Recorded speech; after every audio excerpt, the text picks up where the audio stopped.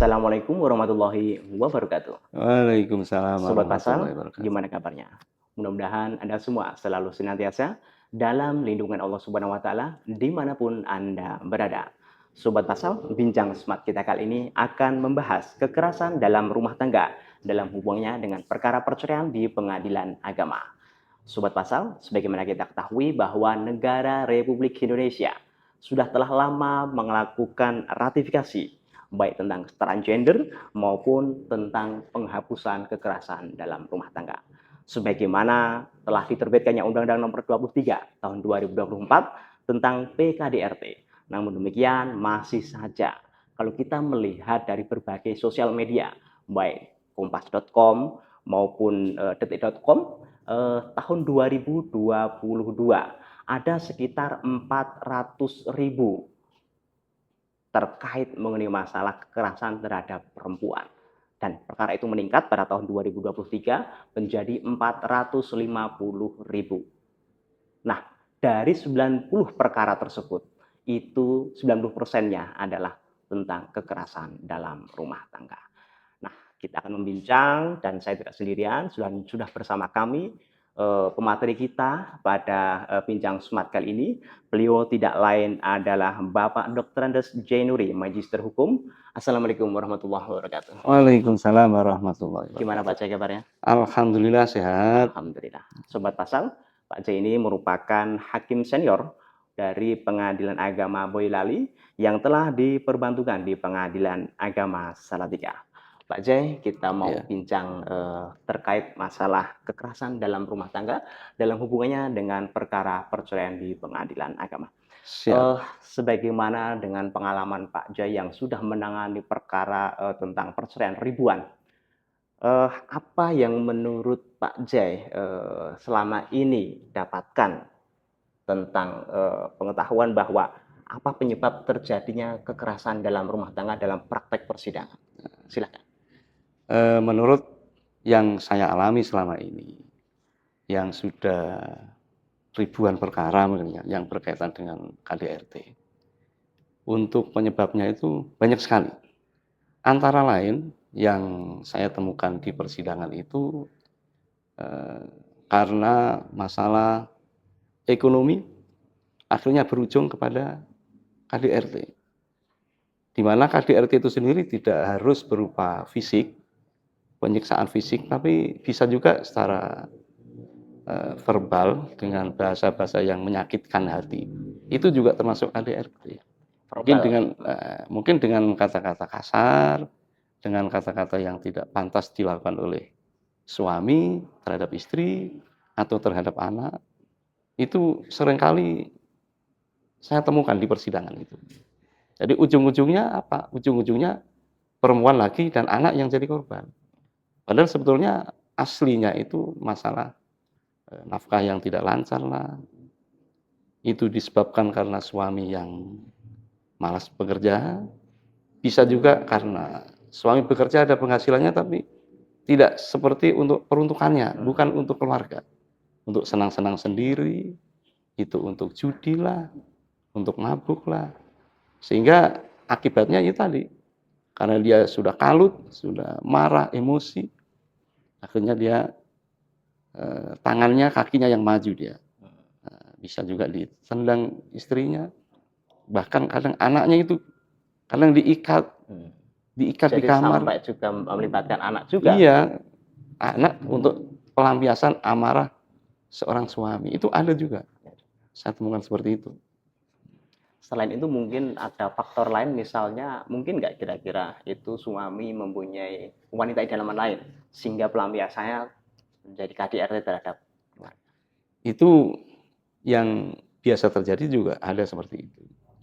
Bahkan kadang suami yang mengajukan perkara itu dengan dalil atau alasan bahwa istrinya tidak menerima apa yang dia berikan nafkah, tidak mau dinasihati. Dengan kata lain, istri tidak mau ikut sama suami, kata-kata suami tidak dengarkan. Padahal sebenarnya suamilah yang gara-gara mempunyai wanita idaman lain atau will. Nah, itu majelis ketahui ketika ada jawab jinawab dalam persidangan. Kalau first take memang kita tidak tahu ya, karena tidak ada jawaban dari termohon, tapi ketika termohon hadir dengan jawab jinawab, disitulah diketahui bahwa ternyata yang biang keroknya itu adalah suami. Suami mempunyai wanita idaman lain. Tapi si istri yang dijadikan alasan untuk keretakan dalam rumah tangganya itu. Itu begitu yang Ya, berarti sayang sekali ketika terjadi perkara cerai talak, istri tidak hadir karena dia justru tidak dapat membela hak-haknya. Nah, begitu. Nah, itu gini, ada kesalahpahaman di masyarakat bahwa istri tidak mau hadir supaya masuk dia, supaya tidak jadi cerai. Padahal tidak. Istri yang tidak mau hadir di persidangan itu justru permohonan cerai talak suami itu lebih cepat, yaitu dengan first take. First take bisa diputus tanpa hadirnya termohon. Dikira oleh termohon itu kalau dia tidak hadir tidak jadi cerai, perceraiannya tidak dikabulkan, padahal salah. Sehingga hak-hak perempuan atau si istri tidak bisa dipertahankan. Majelis juga tidak bisa melindungi perempuannya itu karena tidak ada jawaban, hadir pun tidak mau. Ketika terjadi perselisihan rumah tangga yang disebabkan karena KDRT begitu, apa upaya negara dalam hal ini memberikan jaminan hukum terhadap perkara perceraian yang diajukan oleh pihak perempuan? Kalau kita tahu bahwa dahulu ketika yang mengajukan itu pihak laki-laki, suaminya, perkara cerai talak begitu. Nah, tentu ketika si perempuan atau istri yang itu hadir, dia bisa mengajukan gugatan rekonvensi.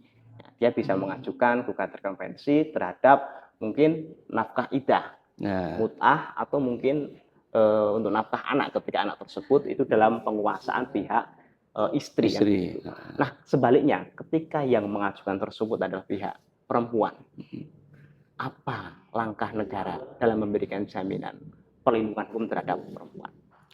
Nah, itu dengan terbitnya SEMA nomor 2 tahun 2018 itu diberikan hak kepada perempuan ketika perempuan atau istri itu mengajukan cerai gugat, itu dia bisa menuntut kepada suaminya tentang mut'ah maupun iddah atau nafkah anak yang ada dalam pemeliharaan istri. Kalau dulu cerai gugat tidak bisa, hanya cerai talak apabila istri hadir dan dia mengajukan rekonvensi, itu baru bisa, itu dulu.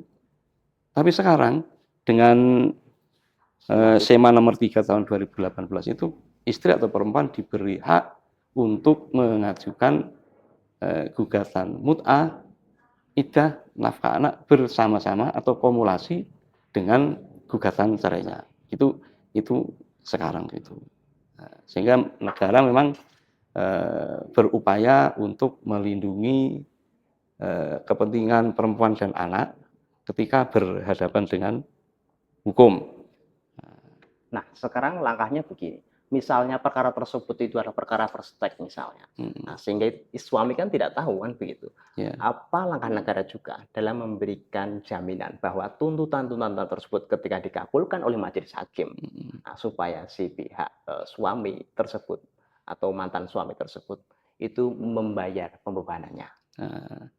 Nah, itu bisa juga diajukan eksekusi atau sita terhadap harta suami untuk menjamin putusan pengadilan itu supaya tidak hampa. Jadi putusan itu nanti bisa dilaksanakan. Jadi harta atau kekayaan suami bisa dieksekusi untuk memenuhi kewajibannya itu. Atau misalnya tentu dengan pembuktian di persidangan bahwa memang ada harta kekayaan atau milik suami yang bisa dieksekusi untuk membayar kewajiban-kewajibannya tadi tentang mut'ah, nafkah anak, dan iddah. Atau mungkin misalnya memungkinkan atau tidak, nanti misalnya majelis hakim mencantumkan dalam amar putusan, nah, sehingga nanti ketika misalnya pihak suami tersebut itu mau mengambil akta cerai misalnya, itu belum diberikan dan belum dapat diberikan, kecuali pihak suami tersebut atau mantan suami harus membayar pembebanan terlebih dahulu. Memungkinkan atau tidak seperti Itu sesuai dengan SEMA nomor 2 tahun 2019. Memang oleh majelis hakim yang memutus perkara itu dalam amar putusan, di situ harus dicantumkan bahwa si suami harus atau mantan suami harus melaksanakan kewajiban-kewajibannya tadi sebelum dia mengambil akta cerai di pengadilan. Malah justru sebelum lahirnya SEMA nomor 2 tahun 2019 ini, saya sebagai hakim dalam amar putusan itu, dalam pertimbangan hukum maupun dalam amar putusan, saya cantumkan bahwa katakan menghukum kepada suami atau suami namanya ini atau tergugat ini untuk membayar nafkah iddah, mut'ah, nafkah anak.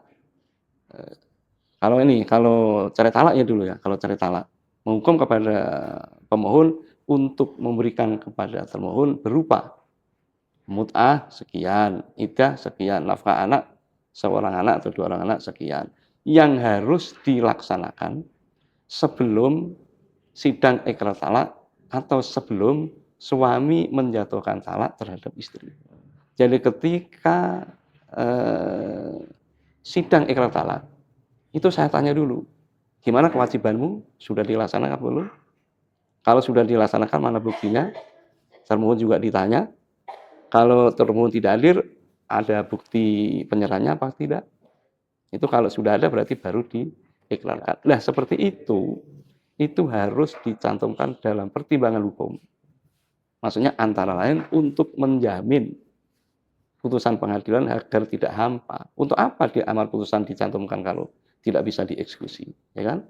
Oleh karena itu, supaya mempunyai putusan itu mempunyai kekuatan eksekutorial, itu amar harus jelas, amar harus terang jelas bisa dilaksanakan, sehingga di situ saya tambah yang harus dilaksanakan oleh pemohon sesaat sebelum pemohon menjatuhkan ikrar talak terhadap termohon.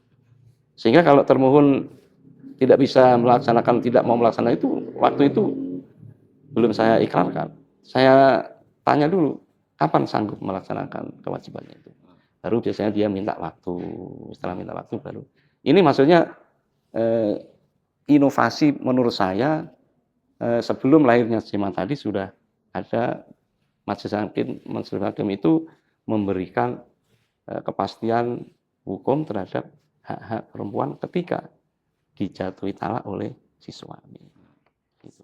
Nah, itu perkara cerai talak. Bahkan sekarang itu sudah merembet ke perkara cerai gugat. gugat. Sekarang sudah cerai Lebih gugat. artinya lebih kuat lagi. Ya. Dulu kan banyak informasi bahwa yang salah itu si suami, Ya. nah, terus kemudian istri mengajukan permohonan, mengajukan gugatan cerai gugat, tapi justru dia tidak mendapatkan hak-haknya. Ya.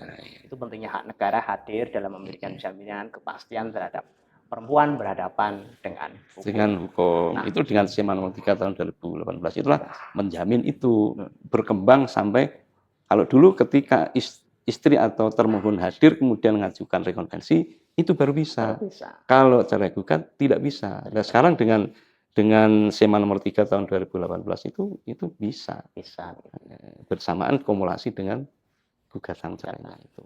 Nah, sekarang langkah apa yang dapat diupayakan agar terhindar atau tercegah terjadinya kekerasan dalam rumah tangga, sehingga rumah tangga itu dapat terwujud sebagaimana tujuan perkawinan Undang-Undang Nomor Perkawinan Nomor 1 Tahun 1974, bahwa terjadinya perkawinan yang bahagia, langgeng, berdasarkan ketuhanan yang Maha Esa. Silakan. Nah, itu kalau upaya-upaya untuk itu artinya kan preventif ya, bukan represif tapi preventif. Artinya sebelum kejadian itu sudah ada upaya itu. Nah, pengadilan itu bersifat pasif, tidak punya kewenangan, tidak punya kemampuan untuk itu, karena memang sudah diatur oleh undang-undang bahwa pengadilan itu bersifat pasif Oleh karena itu, saran dari pengadilan, khususnya saya sebagai hakim, itu menyarankan kepada pemerintah daerah, itu biasanya ada penyuluhan-penyuluhan hukum. Itu dulu yang sering saya lakukan ketika saya bertugas di Pengadilan Agama Rembang, itu saya aktif dalam penyuluhan hukum itu. Setiap penyuluhan hukum kebetulan saya memang yang ditugasi dari Pengadilan Agama untuk ikut peserta di situ. Itu artinya masyarakat itu tahu melek hukum, karena kita jelaskan waktu di acara itu justru dari Pengadilan Agama itu yang paling menarik, banyak yang tanya itu. Biasanya ditaruh jam-jam akhir siang-siang itu, karena yang kaitannya dengan hukum keluarga itu pasti yang dialami oleh masyarakat pada setiap hari-harinya itu dialami itu. Nah itu supaya untuk menekan jangan sampai terjadi hal-hal seperti itu, sebelum kejadian mereka sudah diberi pengertian tentang itu. Hak-hak perempuan, kemudian apa saja alasan-alasan perceraian yang bisa dikabulkan oleh pengadilan atau sesuai dengan aturan yang berlaku, itu harus yang bagaimana, alasannya apa. Itu yang dari saya sebagai hakim yang sudah puluhan tahun menjadi hakim mengusulkan seperti itu. Itu. Baik, demikian tadi Sobat Pasal bincang smart saya dengan Bapak Jainuri yang membahas tentang kekerasan dalam rumah tangga, dalam hubungannya dengan perkara perceraian di Pengadilan Agama. Ada banyak sekali perubahan-perubahan yang mendukung terhadap perempuan berhadapan dengan hukum. Semakin kuat karena banyak sekali Mahkamah Agung telah memberikan atau mengeluarkan peraturan-peraturan yang berpihak terhadap perempuan. Ikuti terus Dan anak tentunya, ya, perempuan dan juga anak. Baik, ikuti terus podcast kami Bincang Smart melalui channel YouTube Pengadilan Agama Salatiga. Saya Yusran Trisnuaji. Wassalamualaikum warahmatullahi wabarakatuh. Waalaikumsalam warahmatullahi wabarakatuh.